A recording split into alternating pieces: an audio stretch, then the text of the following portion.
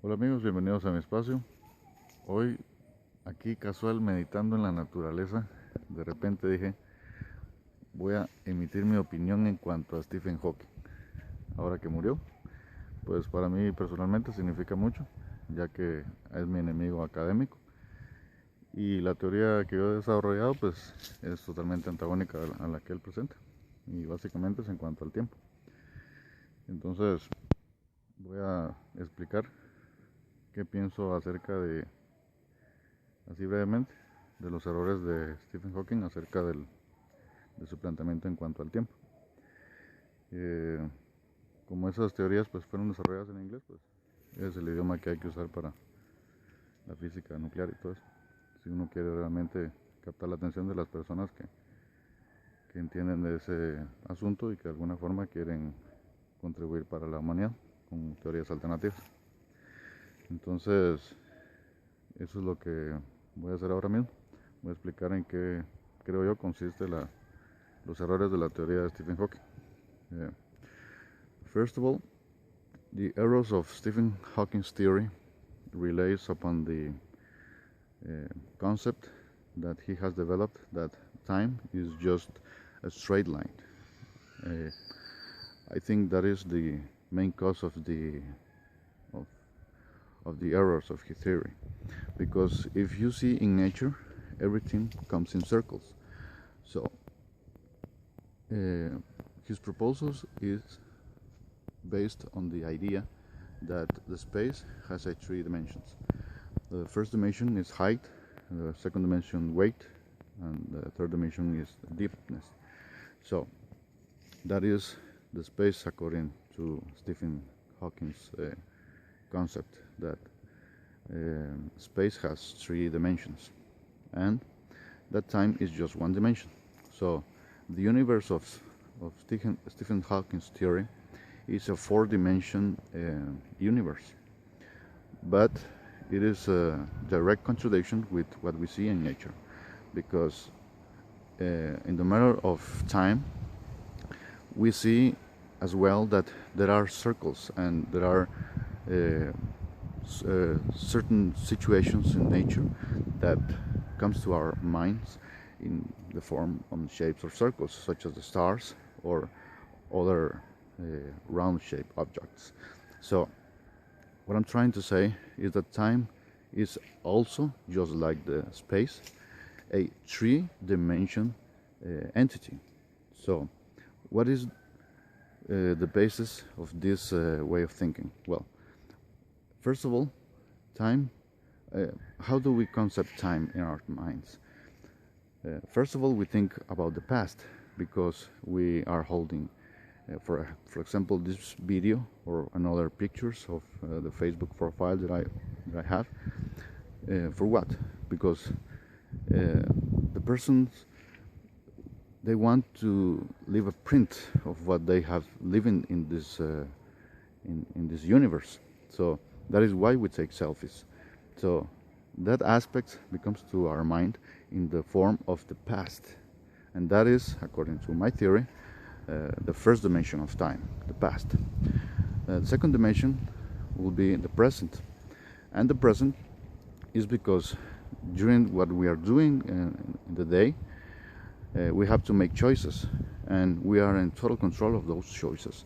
But if we see in the past, we have lined a way of thinking, a way of acting, and then that can be traced as a behavior of something. So being said that, if we collect pictures, for example, of a person, and we compare those pictures with the pictures of the last year in the same period of time, and previously the last year and so on, we will see that people are actually changing. So their behavior is a constant changing, but in the past we can see that there is a pattern that is established according to the decisions that we do every day. So that is the second aspect, or the second dimension, according to my theory. And the third dimension will be the future, because the future is something that it hasn't happened, but according to the laws of statistics, we can trace some patterns in the past and establish possible patterns for the future. And in some cases, it is real, because, for example, the Wall Street system of the financial system throughout the world works according to that, making assessment of companies or so on in order to establish a possible pattern in the future, that it will become either in a profit or will become in a loss, and that is established in the financial statement of a company. So if we analyze the statistical methods that are used for the financial system throughout the world, and we use the same statistical methods for establish the pattern of the subatomic particles, we will see that there are certain patterns that, according to the statistical methods, it will establish a possible future. So the future can be established according to statistical patterns. So we make decisions according to our future.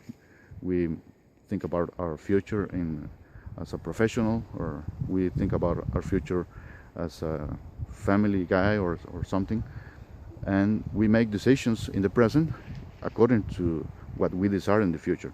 So that is, according to my theory, the main root of Stephen Hawking's error in his theory.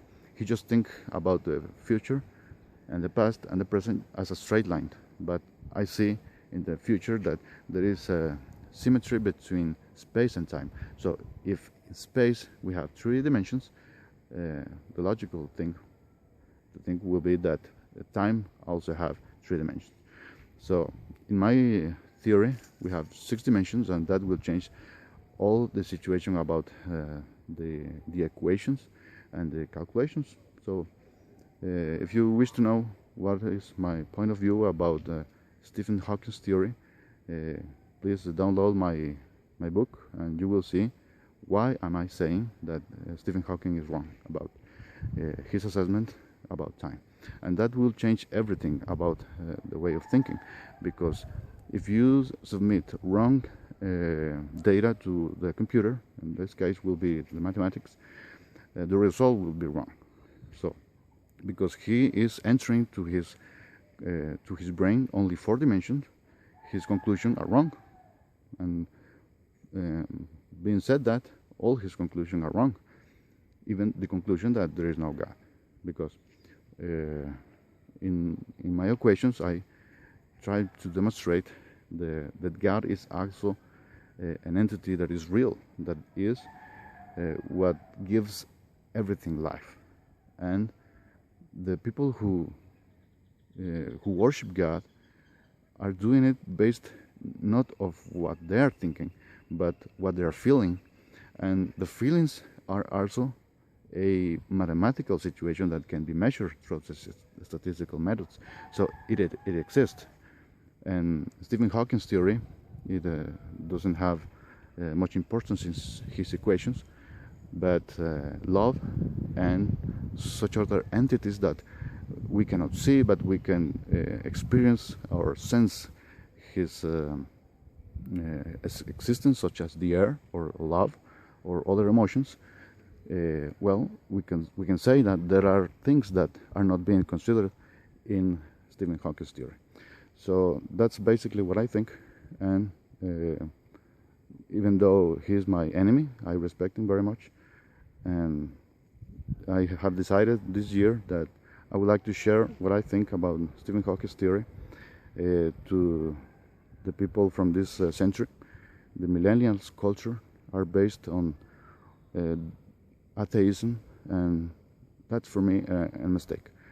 Not only through ethics or other social aspects, but for me it's more like an academic thing. I'm totally against Stephen Hawking's point of view about time, and that will change everything about his conclusions. And I'm not a priest, I'm not charging tithing or so or other things. I'm just an academic, and I will like to express what I think during this year in a series of conference, what I think about Stephen Hawking's theory. I will do it in high school schools in Guatemala, and I will see how can I explain what I think about Stephen Hawking's theory, why he's wrong, and most of all,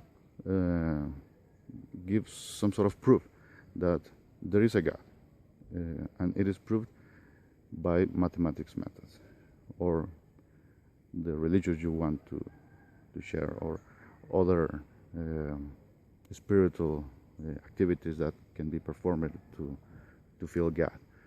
But that's what I think about Stephen Hawking, and it's my humble point of view, totally opposite about his point of view. And if someone wants to share their opinion about what I think, it will be a great pleasure to talk and share things, because through a discussion about subjects about science and philosophy and other rational aspects is where the human knowledge is increased. So that's what I think. Bueno, amigos, eso es básicamente lo que pienso de Stephen Hawking. Y entonces, si alguien está en contra de esa postura mía, pues para mí será un gusto debatir, porque como decía, en cuanto al conocimiento, el debate siempre es el que gana, pues el conocimiento se incrementa. Así que eso es todo, amigos, eso es lo que pienso de Stephen Hawking.